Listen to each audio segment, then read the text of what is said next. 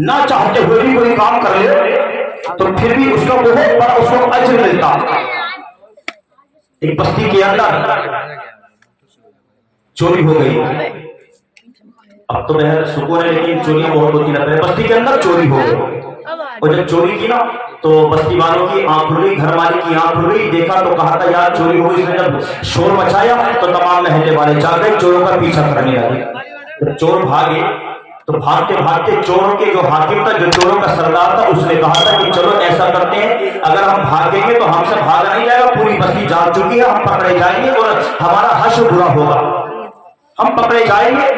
भाई इधर उधर ना देखें, बस इधर तवज्जो कर लें थोड़ी सी, बात मेरी मुकम्मल हो चुकी है। एक मरतबा कहते या रसूल अल्लाह, क्या कहा था कि पूरी बस्ती जाग चुकी है, बच नहीं सकते।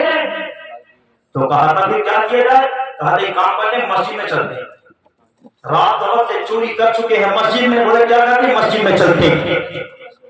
कहा था मस्जिद में क्यों? कहा था चलो तो सही।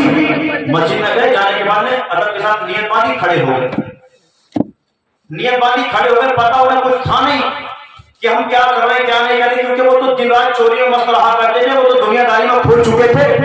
मस्जिद में गए, आधी रात का वक्त, पूरी बस्ती जाग चुकी है, चोरों का पीछा कर रही है। चोरों के सरदार ने कहा था मस्जिद में चलते।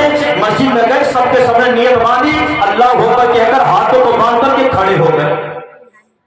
जब खड़े हुए तो सारी बस्ती वालों ने देखा मगर चोर हाथ नहीं है। जब लौट कर क्या है तो मस्जिद में देखा यार कुछ लोगों के चप्पल रखे हुए, तो किसी ने कहा था यार मस्जिद को देखो झांक के, मस्जिद में झांक करके तो देखो।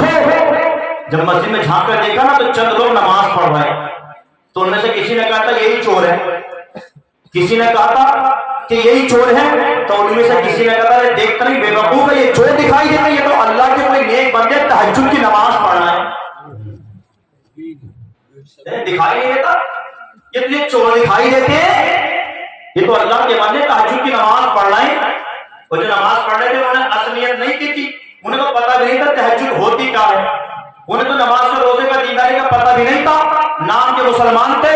लेकिन क्या हुआ था, चोरी करने के बाद बस्ती वालों के डर से, बस्ती वालों की सजा से, बस्ती वालों की मार से बचने के लिए बादशाह उनके सरदार ने हुक्म दिया था कि चलो मस्जिद में चलते हैं। मस्जिद में जाने के बाद बस ऐसी नकली नमाज की नियत बांधकर खड़े हो गए। जब बस्ती के लोगों ने कहा था यही चोर है, बस्ती वालों ने कहा था यही चोर है, तो किसी ने कहा था ये तो अल्लाह के नेक बंदे हैं। देखो तो सही, इतनी रात के बाद भी तहज्जुद की नमाज पढ़ रहे हैं। अब जरा तमाम लोग अपने दिल पर हाथ रखकर, अपने जहन पर जोर डालकर मेरी बात को सुनने के बाद अपने दिल से फैसला करना कि जब उन लोगों को बस्ती के लोगों ने कहा था ये तो अल्लाह के नेक बंदे हैं, ये तो तहज्जुद की नमाज पढ़ रहे हैं, जब इतना कहा सारी बस्ती के लोग वापस आ गए। लोगों ने कहा था कि चोर तो जा चुके हैं, चोर तो गायब हो चुके हैं, चलो चलकर सो जाते हैं।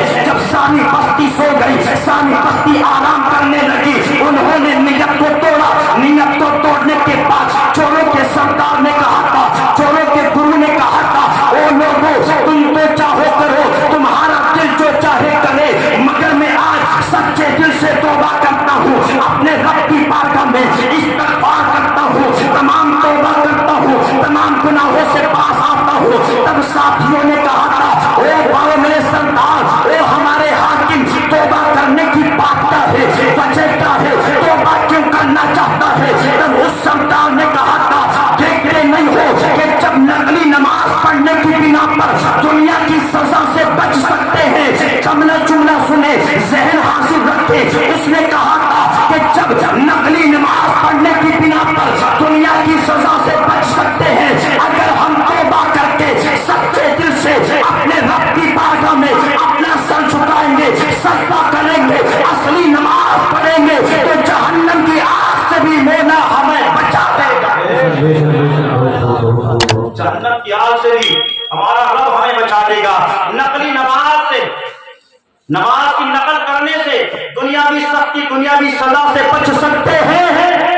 यार असली नमाज अगर हम पढ़ने लगे तो जहन्नम की आग से नहीं बच सकते, बच सकते हैं, मगर असली होना भी तो चाहिए, असल होना भी तो चाहिए। ऐसा नहीं होना चाहिए नमाज पढ़ کر کے آئے امام صاحب کے پیچھے مسجد کے باہر آئے اور آنے کے بعد امام صاحب نے ماری ہے بھائی لمبی گرفت کر دی. آج تو امام صاحب نے ماری ہے بھائی لمبی گرفت کر دی. کھڑے کھڑے تھک گئے. ایسا نہیں ہونا چاہیے. نماز پڑھ کے آؤ تو یہ بھی تو سن رہے یار, نماز جس کے پیچھے نماز پڑھی ہے اسی کی تم باہر آ کے چگلی, اسی کی باہر آ کے برائی, اسی کی تم غیبت کر رہے ہو, اسی کے بارے میں تم الٹے سیدھے کلمے بول رہے ہو. کہاں تمہاری نماز ہو جائے گی؟ نہیں ہوگی. کتنی بھی تم نمازیں پڑھنا نہیں ہو سکتی.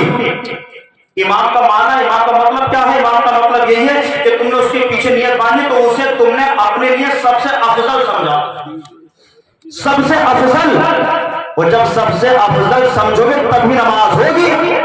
اور اگر تمہارے دل میں ذرا سا بھی یہ خیال ہو گیا کہ نہیں میں تو متولی ہوں, میں تو صدر ہوں, میں تو صدر ہوں, امام صاحب میں تو ان سے بڑا ہوں, یہ سوچ لیا تو نماز تمہاری نہیں ہو سکتی. نماز پڑھ کے آ رہے, باہر آ کے برائیاں کر رہے ہیں, باہر آ کے چگلیاں کر رہے ہیں, باہر آ کے الٹا سیدھا بول رہے ہیں.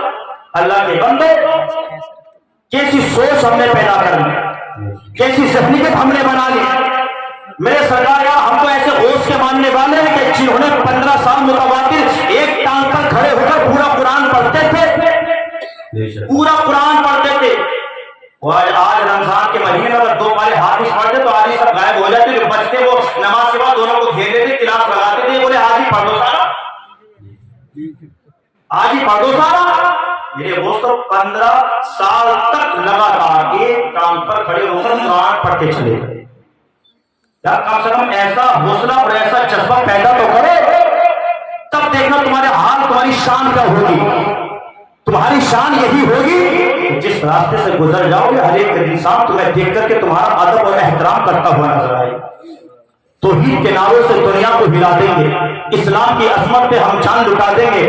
اللہ کے شیروں کو گر چھیڑا جہاں والے, ہم 1400 برس پہلا کوہرام مچا دیں گے. مسلم کو حقیقت میں کمزور مت سمجھنا, یہ مٹتے مٹتے بھی دنیا کو مٹا دیں گے. لیکن مٹاؤ گے تب جب وہ شان پیدا کرو گے, وہ جذبہ پیدا کرو گے, وہ حوصلہ پیدا کرو گے, وہ ایسا دل کلیجہ پیدا کرو گے.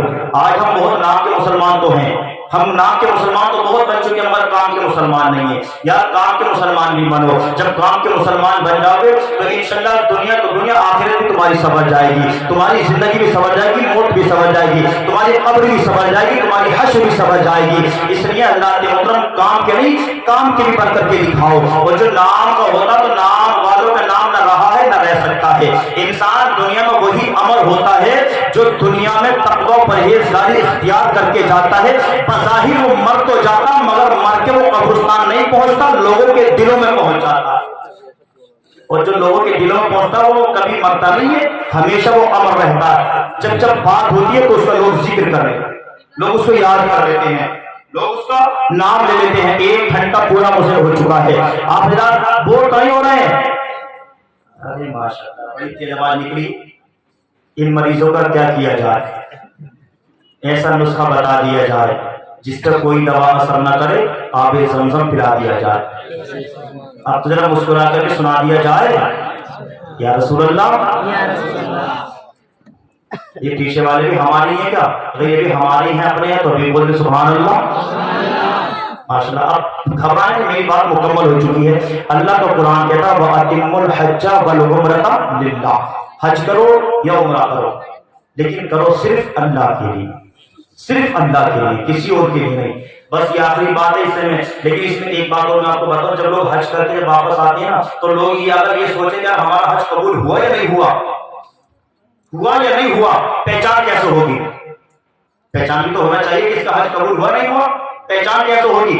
تو اس کے لیے اللہ کے رسول نے فرمایا کہ اگر حج کرنے سے پہلے, عمرہ کرنے سے پہلے انسان کے جو عمل تھے وہ بد تھے, انسان نماز نہیں پڑھتا تھا, انسان چغلی غیبت برائیاں کرتا تھا, انسان جھوٹ بولتا تھا, انسان جوا کھیلتا تھا, شراب پیتا تھا, انسان عمرہ کرنے سے پہلے, حج کرنے سے پہلے ان تمام بری عادتوں کا شکار تھا. لیکن حج کرنے کے بعد, عمرہ کرنے کے بعد اس نے ان تمام باتوں کو چھوڑ دیا ہے, نمازی بن گیا, عمرہ قبول ہے, حاجی ہے, اس کا حج قبول ہے. اگر لوگوں کو अच्छे हुक्म देता है उसका हज और उम्रा कबूल हो चुका है। चेहरे पर दाढ़ी सजा दी, हज और उम्रा कबूल हो चुका है। इंसान ने आने के बाद अपनी जुबान से कभी किसी को बुरा नहीं कहा, हज और उम्रा कबूल हो चुका है। इंसान कभी गलत महफिलों में नहीं गया, हज और उम्रा कबूल हो चुका है। पता चला कि जो बुरी आदतें हज और उम्रा करने से पहले उसके अंदर थी, अगर वापस आने के बाद भी वही आदतें हैं तो समझ लेना कि इसका ना हज कबूल हुआ ना उम्रा कबूल हुआ है। और अगर उसकी आदतें बदल चुकी हैं तो समझ लेना कि इसका हज भी कबूल हो चुका है, उम्रा भी कबूल हो चुका है। ये पहचान है। अब याद रख लेना, कोई भी हो तो इस चीज का ख्याल रखना खास करके। बहरहाल अल्लाह रब्बुल इज्जत हम सबों को अमल की तौफीक अता फरमाए। पाक परवरदिगार आलम शरीयत मुताहिरा पर चलने की तौफीक अता फरमाए। एक मरतबा बुलंद आवाज से कलमा शरीफ पढ़ ले, ला इलाहा इल्लल्लाह मुहम्मदुर रसूलुल्लाह सल्लल्लाहु अलैहि वसल्लम।